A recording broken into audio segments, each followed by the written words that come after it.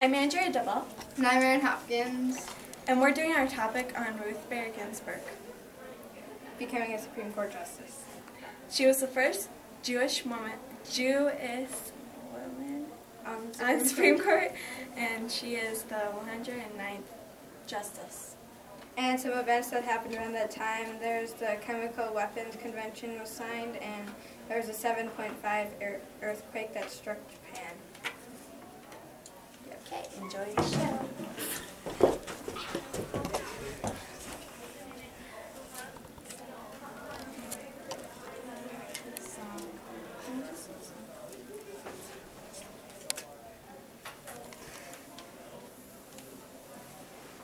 Hi everybody, I'm happy today to introduce you to my special guest, Ruth Bader Ginsburg, who's a Supreme Court Justice.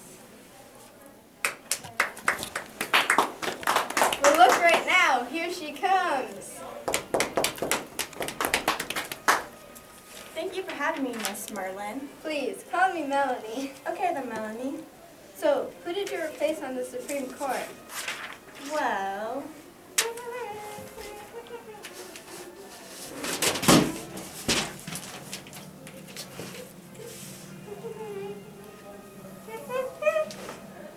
I'm Byron White, a Supreme Court Justice, but I'm getting old and I'm going to retire from being a Supreme Court Justice. Okay, Byron, I hope you enjoy your retirement.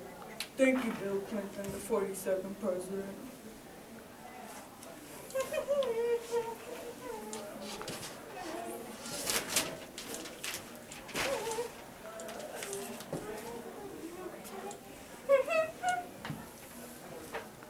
I replaced Byron White, a Supreme Court Justice, because he retired of June of 1993 after 31 years of service.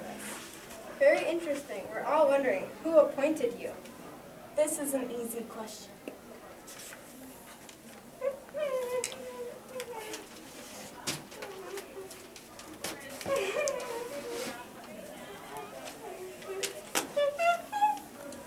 Now that Byron White retired, who will take over?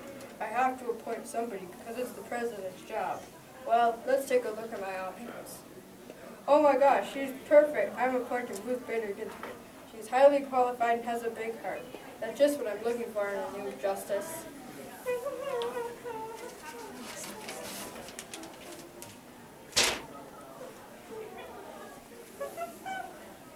No more wondering, because I'll give you the answer right here on live television.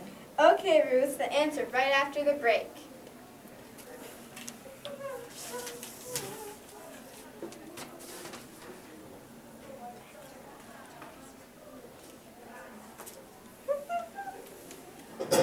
Have you ever wondered about why the Supreme Court was founded?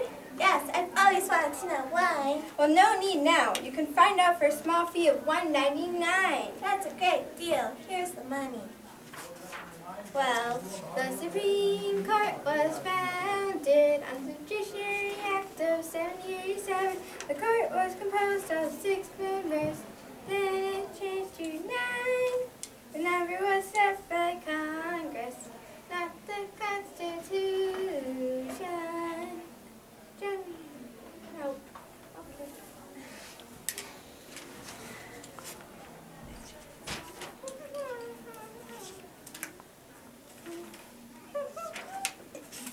Welcome back. So everyone's waiting to find out who appointed you.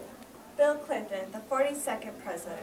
Mr. Clinton sure does know how to pick a new justice. Oh, you're so kind. To new subject now. How long have you been on the Supreme Court? Last year, 2013, was my 20th year.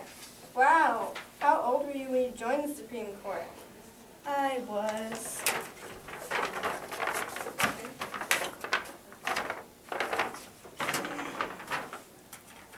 60 years old when I joined the Supreme Court.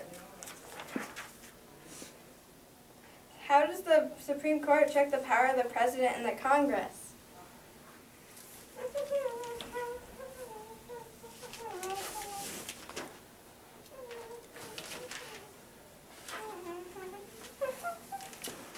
I think that we should take this bill and turn it into a law. All I have to do is go to the Supreme Court and get it approved from the Supreme Court justices.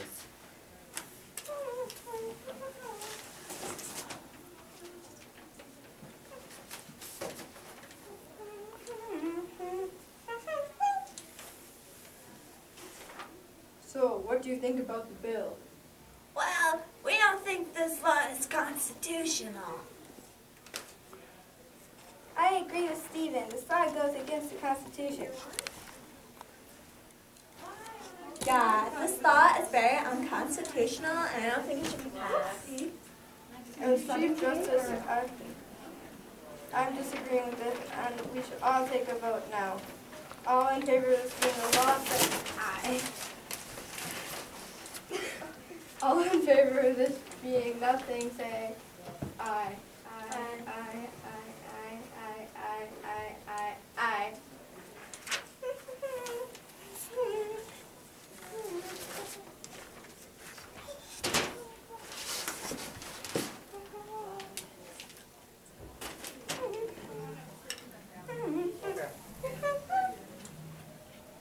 The Supreme Court can get rid of any bill by voting. Are there any cases that you worked on before you were on the Supreme Court? There is one, the Fantino versus Richardson. That was a case in the 1960s. Interesting. I heard that you're a survivor of cancer. Is it true?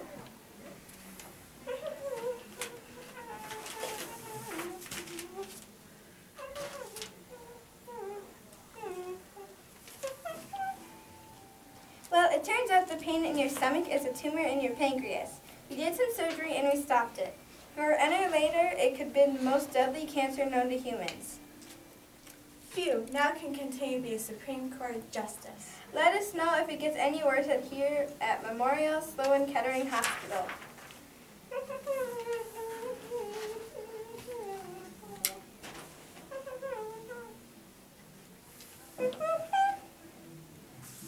It is true. If I went to the hospital any later, it could have been very serious. Is it also true that your mother had cancer? Yes, my mother had trouble with cancer throughout my college years and sadly died the day before my graduation. That must have been really hard for you. It was, but enough about that. Can we talk about another thing? Of course. So, what colleges did you go to? I went to...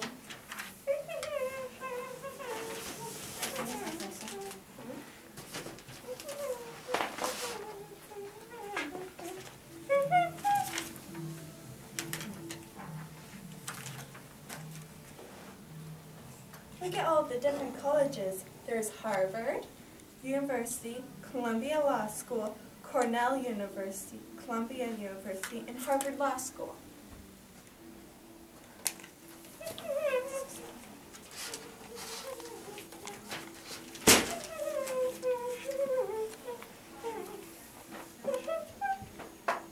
I went to Harvard University, Harvard Law School, Cornell University, Columbia University, and Columbia Law School. So, what was college like for you?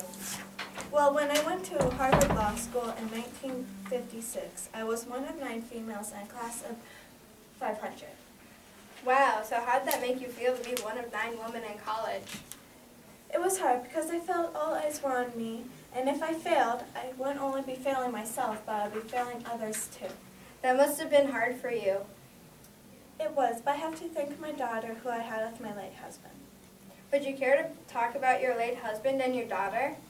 I would be happy to. I married my husband in 1954, had our first daughter in 1955, and our son in 1965. Ah, so who is your husband and how is he important in your life? My husband is Martin D. Ginsburg.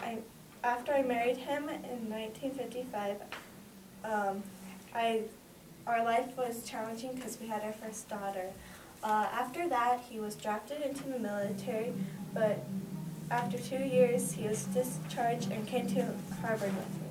I'm very happy for you, but on to a new subject. How have your rights changed? My rights have changed quite a bit, but people think that they had more rights when I joined the Supreme Court. Since I was the first Jewish woman on the Supreme Court, I made Jewish women more confident. Well, that's all the time we have today. Thank you for coming, Ruth. Thank you for having me. We'll see you tomorrow night.